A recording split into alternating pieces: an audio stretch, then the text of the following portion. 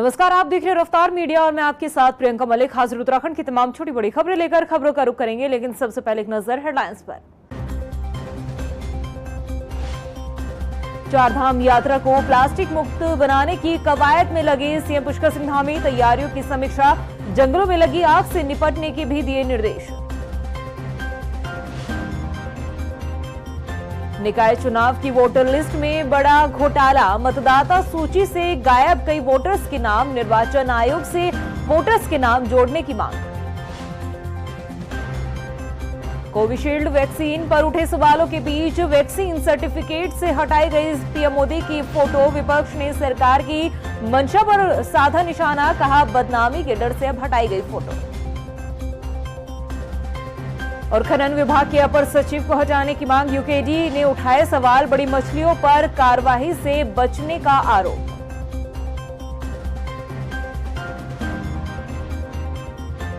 Headlines के बाद bulletin में खबरें विस्तार से। मुख्यमंत्री पुष्कर सिंह धामी ने वीडियो कॉन्फ्रेंस के जरिए प्रदेश के अधिकारियों के साथ प्रदेश में वनाग्नि, पेयजल की किल्लत और चारधाम यात्रा की तैयारियों को लेकर समीक्षा बैठक की, जिसमें सीएम पुष्कर सिंह धामी ने वनाग्नि की घटनाओं की रोकथाम के लिए जन सहभागिता के भी निर्देश दिए। इसके साथ ही जन जागरूकता अभियान चलाने की भी उन्होंने बात कही। तो वहीं जल संरक्षण और जल संवर्धन पर भी अधिकारियों को काम करने के आदेश जारी किए गए हैं। सरकारी भवनों में सौर ऊर्जा के तहत सोलर प्लांट लगाने के निर्देश दिए गए। इसके साथ ही उन्होंने चारधाम यात्रा को इस बार प्लास्टिक मुक्त कवायद से आगे बढ़ने के भी आदेश दिए हैं। मंत्री जी ने आज ये बैठक करी वर्चुअल मोड में और उन्होंने निर्देशित किया 3 महत्वपूर्ण चुनौतियां जो प्रदेश के समक्ष हैं: फॉरेस्ट फायर्स, पेयजल की किल्लत और चारधाम यात्रा की व्यवस्थाएं। और सभी जिले यहाँ पर उपस्थित थे, जिलों के सभी अधिकारी और राज्य स्तरीय सभी अधिकारी भी उपस्थित थे। तो जो भी निर्देश माननीय मुख्यमंत्री जी ने दिए हैं उनका हम लोग 100% अनुपालन करेंगे। एक सप्ताह बाद फिर से हम लोग समीक्षा करेंगे कि आज जो निर्देश मिले हैं वो कहाँ तक उनकी कंप्लायंस हुई है। फॉरेस्ट फायर्स के लिए सभी लोग मिल के काम करेंगे, जन जागरूकता पे विशेष ध्यान दिया जाएगा। वहीं चारधाम यात्रा नजदीक आते ही जो दूसरे विभाग है वो भी अपनी तैयारियों को अंतिम रूप देने में जुटे हैं। जल संस्थान भी चारधाम यात्रा मार्गों पर पानी की व्यवस्था को लेकर अलर्ट मोड पर नजर आ रहा है। जल संस्थान की मुख्य महाप्रबंधक नीलिमा गर्ग ने यह कहा है कि चारधाम यात्रा के दौरान तीर्थ यात्रियों को पानी को लेकर किसी भी तरह की कोई परेशानी ना हो, इसके लिए पहले से ही जल संस्थान की तरफ से इंतजाम पुख्ते किए जा रहे हैं और 10 मई तक सभी तैयारियां पूरी कर ली जाएगी।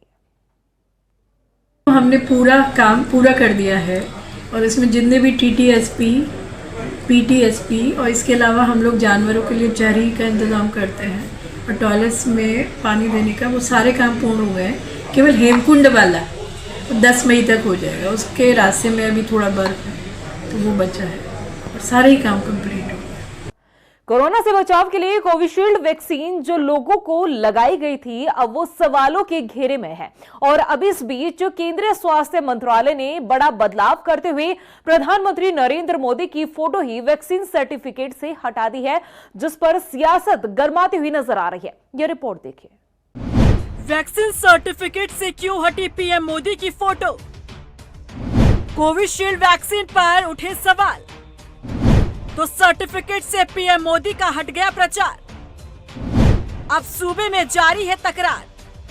भारत में कोरोना ने कहर बरपाया तो वैक्सीन का सहारा लिया गया, लेकिन जिस वैक्सीन को कोरोना से बचाव के लिए लोगों ने लगवाया आज वही सवालों के घेरे में है। कोविशील्ड वैक्सीन को लेकर सवाल उठने लगे हैं, लेकिन इसी बीच केंद्रीय स्वास्थ्य मंत्रालय ने वैक्सीन सर्टिफिकेट पर बड़ा बदलाव कर सियासत गरमा दी है। दरअसल जिस वैक्सीन सर्टिफिकेट पर पीएम मोदी की फोटो हुआ करती थी अब वो फोटो हटा दी गई है। कोविशील्ड वैक्सीन पर सवाल उठने के बाद इस बदलाव को लेकर विपक्ष सत्ता पक्ष पर हमलावर नजर आ रहा है। पूर्व मुख्यमंत्री हरीश रावत ने भी सवाल खड़े किए हैं। जो इंजेक्शंस लगे हैं उन इंजेक्शंस को लेकर के लोगों में गंभीर संदेह पैदा हो गया।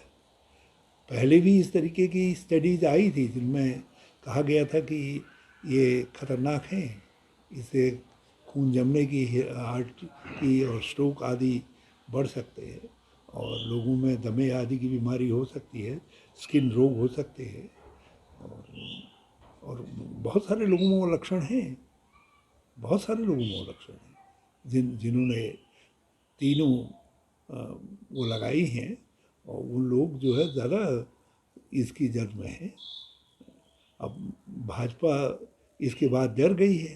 पहले तो प्रधानमंत्री जी प्राण रक्षक थे, अब उनको इस एक जो स्टडी आई है, वैज्ञानिक स्टडी आई है, उसके बाद भाजपा को लग रहा है कि ये ऐसा तो नहीं है कि प्राण हर्ता के रूप में प्रधानमंत्री दिखाई दें, तो इसलिए उन्होंने वहाँ से अपनी उनकी फ़ोटो हटा दी है।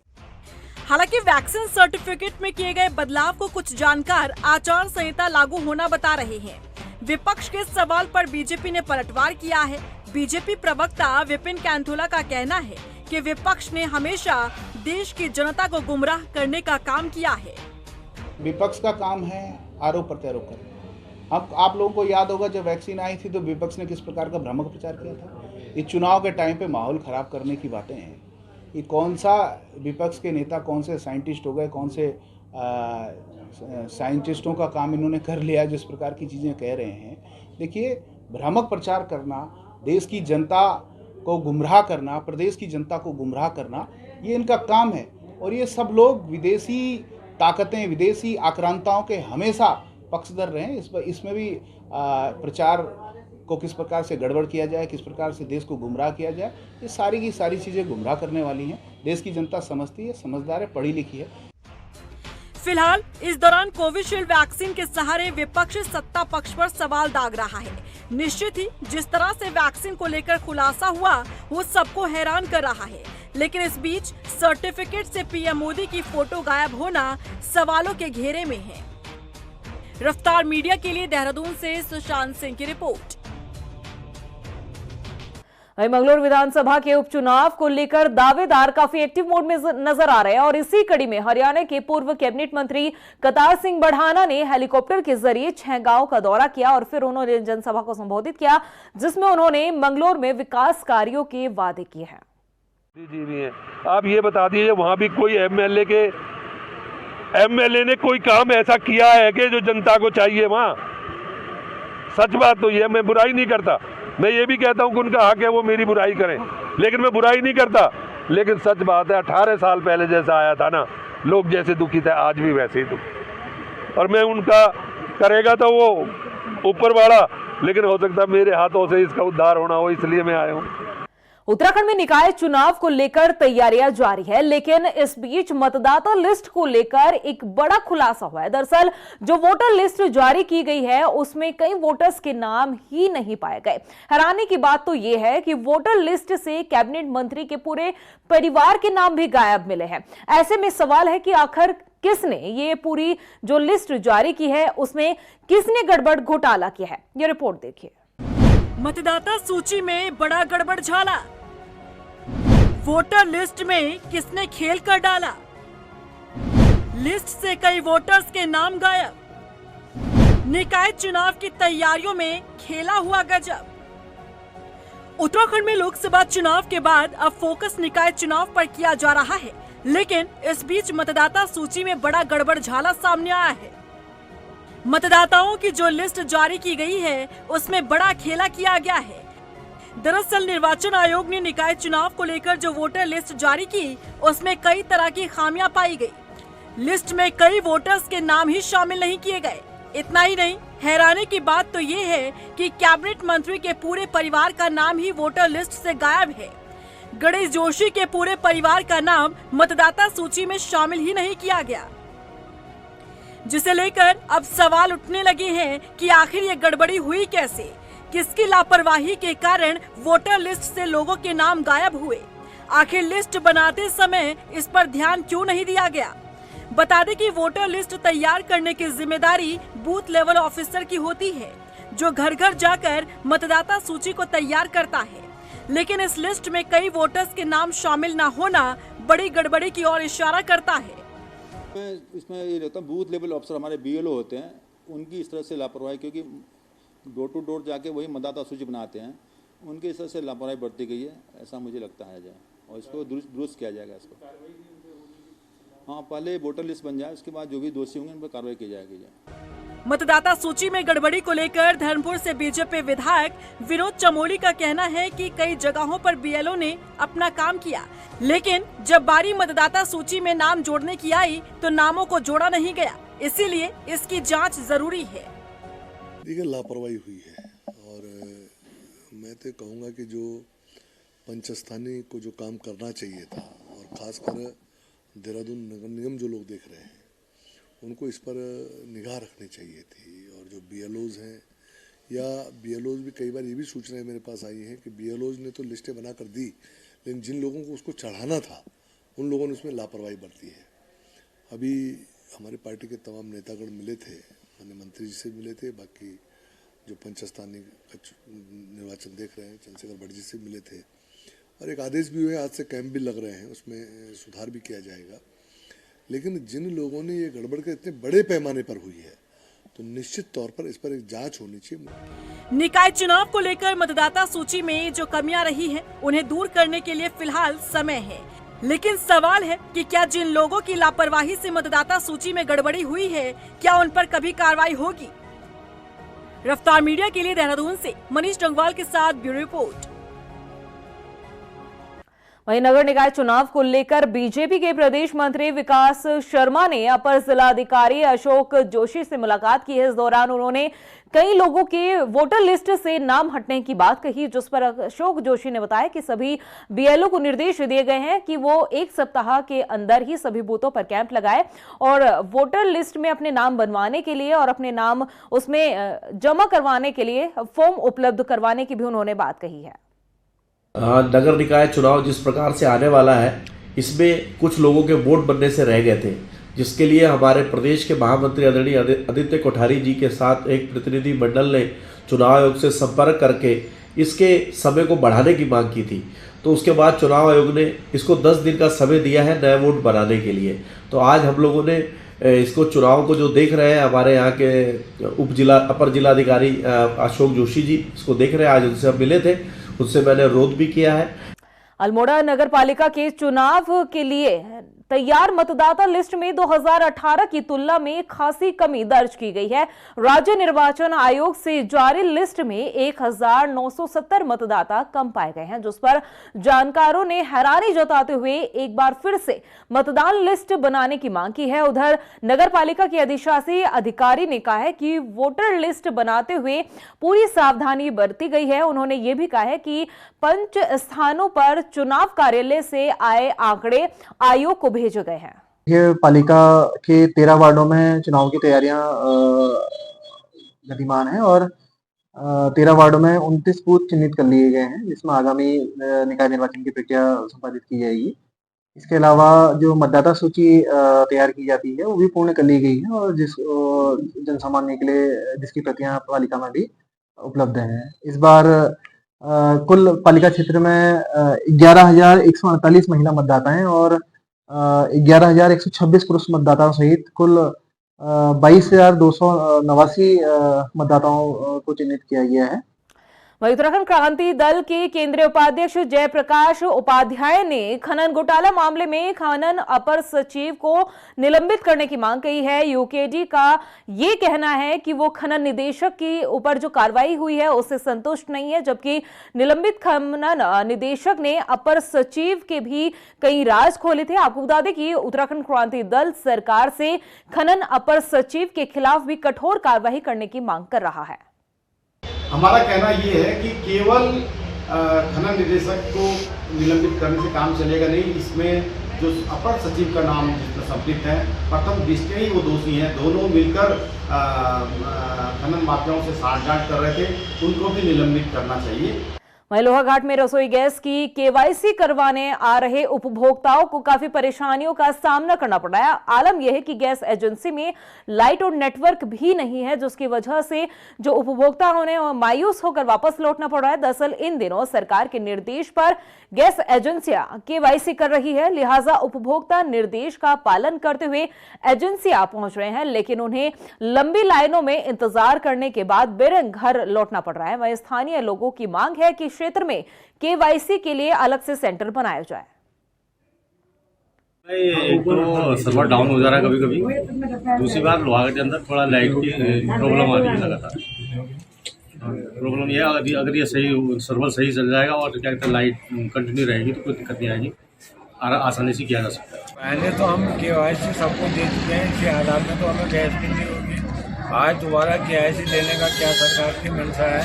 या ग्रामीण क्षेत्र हम पंचोसर से आए हुए हैं, काफ़ी लोग परेशान हैं, जिससे न लाइट है यहाँ पे न साइबर चल रहे हैं, इससे ग्रामीण जनता भी और शहर के भी काफी लोग परेशान हैं। वहीं हल्द्वानी के ट्रांसपोर्ट नगर चौकी क्षेत्र में हुई महिला की हत्या का पुलिस ने खुलासा किया है। पुलिस ने महिला के हत्यारोपी पति को उधम सिंह नगर के रुद्रपुर से गिरफ्तार किया है, जो कि लंबे समय से फरार चल रहा था। SP सिटी प्रकाश चंद्र ने बताया कि पुलिस टीम ने आरोपी को पकड़ने के लिए उत्तर प्रदेश और बेंगलोर में दबिश की थी, जिसके बाद अब आरोपी को गिरफ्तार किया गया है।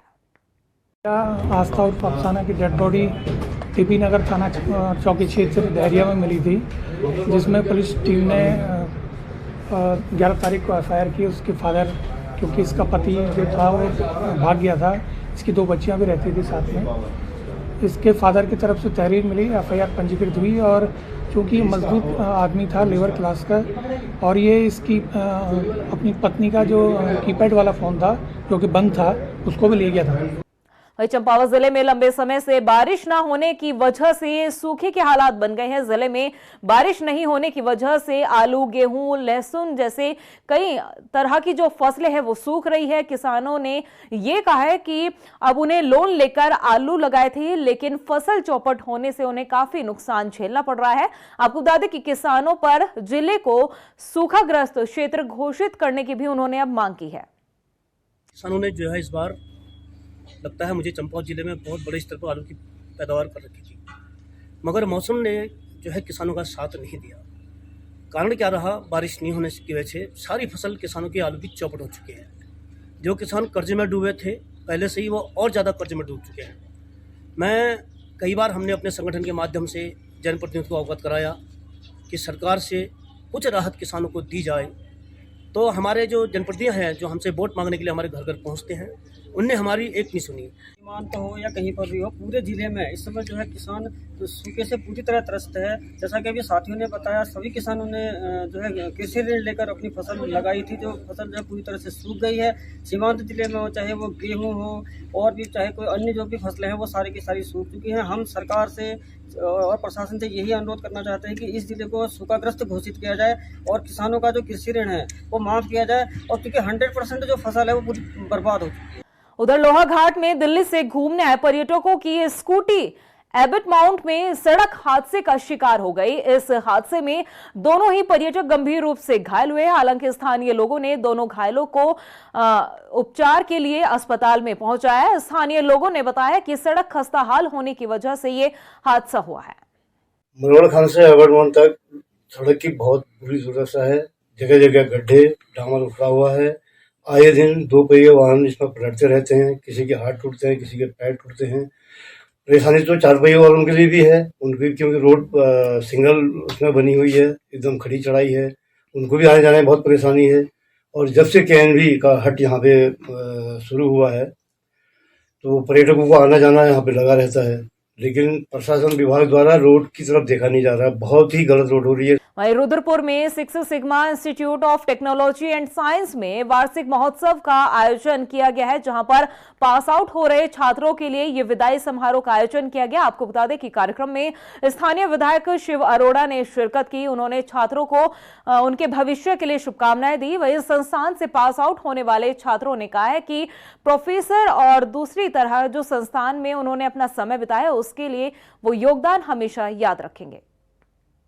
का बहुत ही प्रतिष्ठित जो है एक तकनीकी संस्थान है, जिसमें फार्मेसी, पॉलिटेक्निक, नर्सिंग, पैरामेडिकल ऐसे अनेक कोर्सेज चलते हैं और उसने अपना विशेष स्थान बना है। आज उस यहाँ के छात्रों के द्वारा स्पंदन एक एनुअल फेस्ट है, उनका एक वार्षिक कार्यक्रम है, बहुत ही वाइब्रेंट कार्यक्रम है। यहाँ रंगारंग कार्यक्रम हो रहे हैं, सांस्कृतिक कार्यक्रम हो रहे हैं, बाहर से बैंड भी आया है, बहुत सारे ट्रूप्स आए हैं और यहाँ के जो बच्चों के द्वारा भी बहुत अच्छा प्रस्तुतिकरण किया गया। मेरा नाम पूनम कौर है और मेरा प्लेसमेंट यही लोकल में रुद्रपुर में AVS लाइटनिंग जो कि बहुत बड़ा ब्रांड है, और LED बल्ब का वहाँ पर प्लेसमेंट हुआ है मेरा, और पैकेज भी काफ़ी अच्छा है। और अगर मैं अपने फ्यूचर की बात करूँ इस कॉलेज से, तो एज अ इंडस्ट्रियल रिक्रूटमेंट मुझे बहुत अच्छा मिला है यहाँ से। प्रदेश की खबरों में इतना ही, फिर हाजिर होंगे कुछ खास खबरों के साथ। तब तक के लिए मुझे दे इजाजत, नमस्कार। चारधाम यात्रा को प्लास्टिक मुक्त बनाने की कवायद में लगे सीएम पुष्कर सिंह धामी, तैयारियों की समीक्षा, जंगलों में लगी आग से निपटने के भी दिए निर्देश। निकाय चुनाव की वोटर लिस्ट में बड़ा घोटाला, मतदाता सूची से गायब कई वोटर्स के नाम, निर्वाचन आयोग से वोटर्स के नाम जोड़ने की मांग। कोविशील्ड वैक्सीन पर उठे सवालों के बीच वैक्सीन सर्टिफिकेट से हटाई गई पीएम मोदी की फोटो, विपक्ष ने सरकार की मंशा पर साधा निशाना, कहा बदनामी के डर से अब हटाई गई फोटो। और खनन विभाग के अपर सचिव को हटाने की मांग, यूकेडी ने उठाए सवाल, बड़ी मछलियों पर कार्रवाई से बचने का आरोप।